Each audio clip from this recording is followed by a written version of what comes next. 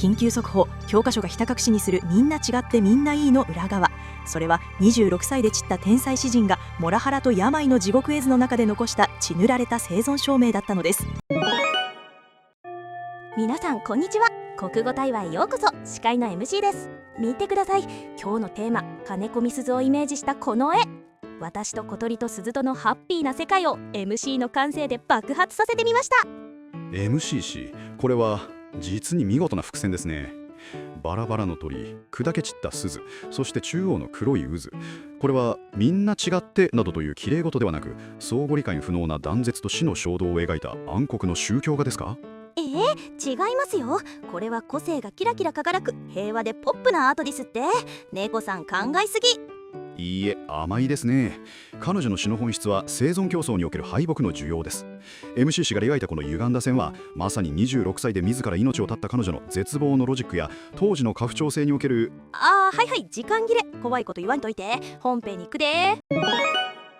さあ、ここからは作品の真相を暴く真相究明のコーナーです。今回は金子みすずの私と小鳥と鈴を徹底調査します。学術的には名作とされていますが、解釈違いですね。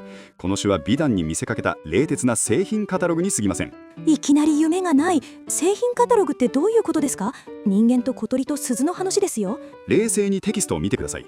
主人公である私は冒頭から空を飛べないという致命的な初期不良を告白しています。初期不良って、人間が空を飛べないのは当たり前じゃないですか。いいえ、比較対象である小鳥という上位互換モデルが存在する以上、飛行機能の実装漏れは使用バグではなく明確なスペック不足です。言い方がひどい。でも私は地面を速く走れるって言い返してますよ。 MC 氏、それは欺瞞です。3次元空間を制圧できる航空ユニットに対し、2次元平面しか移動できない陸船型が足が速いと主張するのは典型的なカタログスペック詐欺ですよ。詐欺って自分の得意なことをアピールしただけでしょうが。いいえ、これは型落ちモデルが市場競争から脱落しないための苦し紛れのポジショントークに他なりません。もういいです。じゃあ次の小鳥が地面を走れないっていうのはどうなんですか？小鳥が地面でもたつく描写ですね。あれは単なる可愛らしさではなく、システム上の互換性エラーが発生している状況です。エラー？ただのよちよち歩きですよ。尊いじゃないですか。 MCC、物理エンジンを理解していないようですね。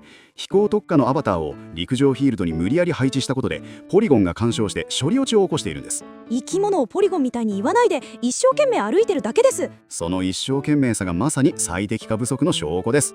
本来の使用外の挙動を強要されたシステムが熱暴走寸前でクラッシュ仕掛けているんですよ。クラッシュなんてしてません。個性です。じゃあ鈴はどうなんですか？鈴ですね。私が体を揺すっても綺麗な音は出ないという一節。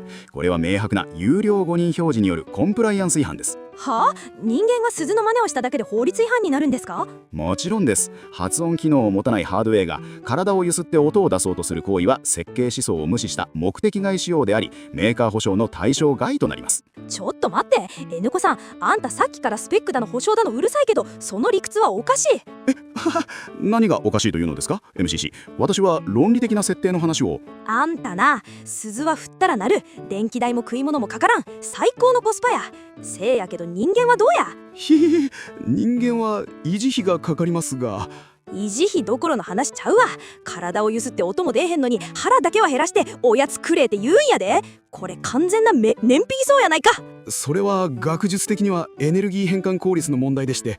うるさいわ。鈴を見習え。あの子らは文句一つ言わんと仕事するんや。あんたみたいに理屈こねて電気代の無駄遣いするんが一番の不良債権なんじゃ。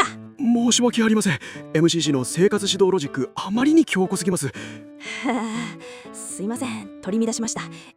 作品の話でしたね。はい、気を取り直してクライマックスの歌の解析に移りましょう。ここでは一転して非対称戦の様相を呈します。非対称戦？鈴はたくさん歌を知らないけど私は知ってるってところですか？そうです。鈴は音響出力という物理攻撃力は高いですが、内蔵ストレージが皆無です。対して人間は物理攻撃力はゼロですが、膨大なデータベースを持つ情報戦ユニットなんです。お、やっと人間が勝てる要素が出てきた。いけ、知識で圧倒しろ。これは MMO で言えば火力の高いアタッカーと攻略域を続読した中心の話です。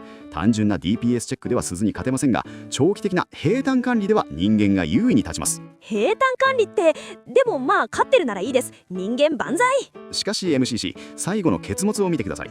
みんな違ってみんないい。これは勝利宣言ではありません。残酷な損切りの確定申告です。損切り？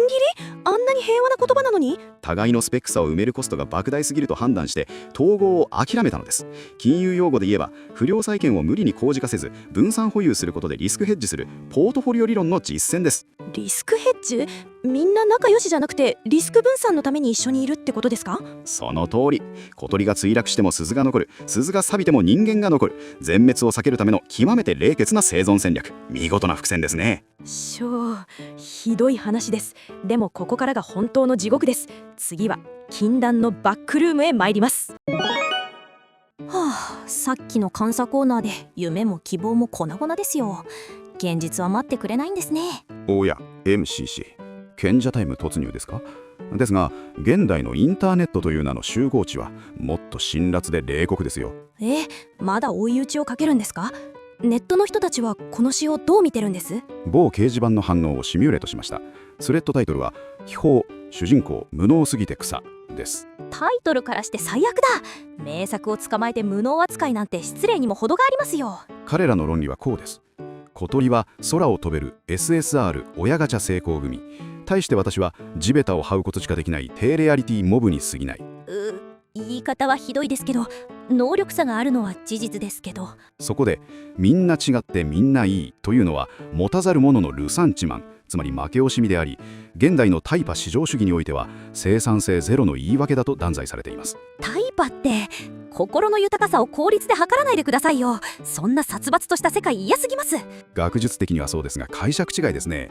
実は作者の金子みすず自身はそんな無能どころか当時の基準ではオーバースペックな検索エンジンだったんですよ。検索エンジン？みすずさんがですか？どういうこと？彼女は書店員時代、客があやふやな記憶で探している本を即座に特定して取り出す特殊能力を持っていました。当時の Google もびっくりな超高速インデックス脳の持ち主です。ただ感性が豊かなだけじゃなくて頭の回転もめちゃくちゃ速かったんですね。そして彼女の再起もまた極めてロジカルな一手でした。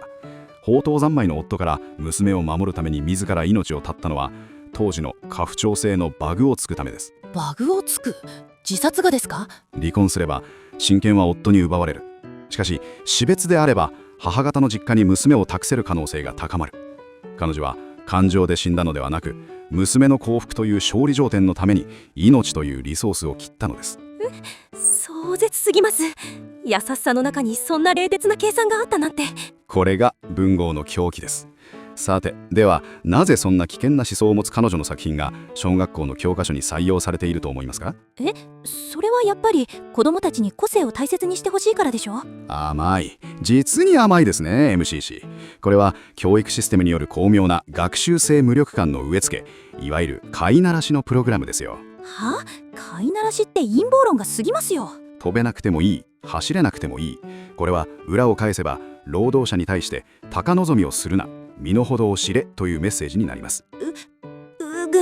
全員が自分は今のままでいいと現状維持に満足してくれれば、管理社会にとってこれほど扱いやすい規格化された部品はありませんからね。やめて、教科書の裏を読むのはやめて、純粋な感動を返して。しかし MCC、 あなたにも覚えがあるでしょ？自分には才能がないと諦めることで傷つくことから逃げた経験が。なんでそれを？いや、誰にでもありますよ。猫さんだってどうせ昔は痛いポエム書いてたんでしょ？なぜそれを？学生時代にシュレディンガーの猫と恋人心を重ねた詩を農家に集り、部室で朗読してドン引きされた黒敷詩など私は持っていませんよ。具体的すぎるは絶対やってたやつやん。観測されるまで私の恋は確定しないとか書いたんやろ。やめてください。そのデジタルタトゥーを掘り起こすのは国際法違反です。古本、気を取り直して現代的な解決策を提示します。無理やり話を戻した。で、どうするんですか？この飛べない歌えない問題を。干渉に浸る時間は無駄です。現代なら敵対的買収 M&A 一択ですね。飛べないなら飛べる小鳥を希望の力で雇えばいい。お金の力で解決？夢も希望もない。鈴がいい音を出すならその鈴を製造するメーカーごと買収して自社ブランドとして売り出せばいい。これが持たざる者が強者になるための最短ルート、すなわち RTA チャートです。みすずさんが一番嫌いそうな生き方ですよそれ。もっとこう心に寄り添うような教訓はないんですか？では最後にこの詩から導き出せる究極のライフハックを伝授しましょう。名付けて相互不干渉ファイヤーウォールメソッドです。ファイヤーウォール？また物騒な名前ですね。嫌いな容姿や通じない相手に出会ったらこう唱えるのです。彼は小鳥だ。 OS が違う。言語プロトコルが噛み合わなくて当然だ。とほうほう、相手を人間だと思わないってことですか？その通り。みんな違ってみんなどうでもいいと割り切ることで心の平穏を保つのです。分かり合おうとするからバグる。最初からアクセス拒否しておけばセキュリティは万全です。寂しすぎます。結局孤独が最強のセキュリティってことですか？そんな悲しい結論で終わるなんて。チャンネル登録してくれなきゃ私地べたで泣き叫びますからね。にゃん。